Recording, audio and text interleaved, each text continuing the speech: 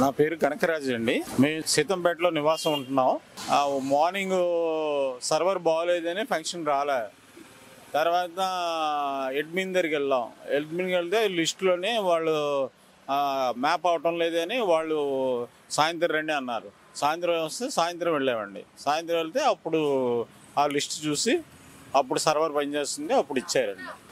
Volunteer వ్యవస్థ ఉండడమే మంచిదండి. ఇప్పుడు వీళ్ళు ఎవరో ఆఫీసర్స్ అంటే ఎవరు పట్టించుకోవట్లే.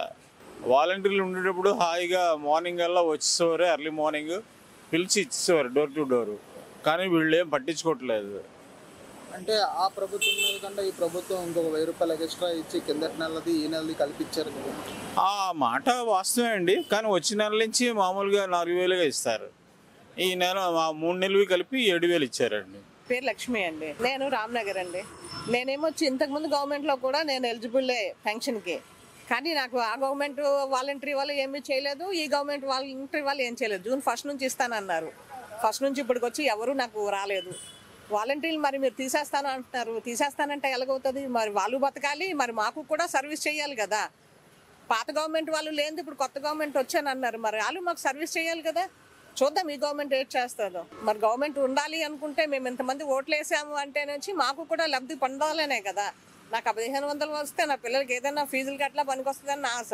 అదే అండి నేను ప్రభుత్వానికి చెప్పదలుచుకునేది.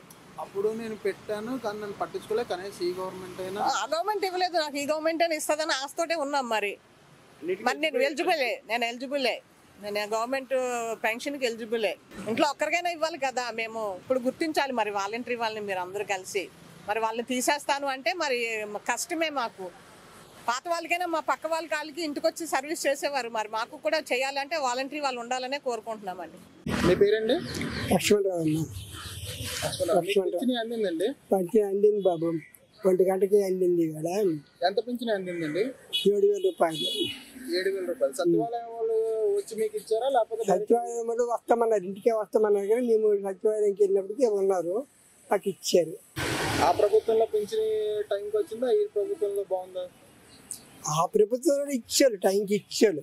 ఈ ప్రభుత్వం ఫస్ట్ లో ఈ ప్రభుత్వం ఇచ్చింది, తర్వాత ఎలాగ ఉంటుంది చెప్పలేం. కానీ ఈ ప్రభుత్వం కూడా ఇచ్చింది. ముందుకి డెవలప్మెంట్ ఏమైనా చేస్తారనుకుంటున్నారా? చేస్తారనే ఉంది.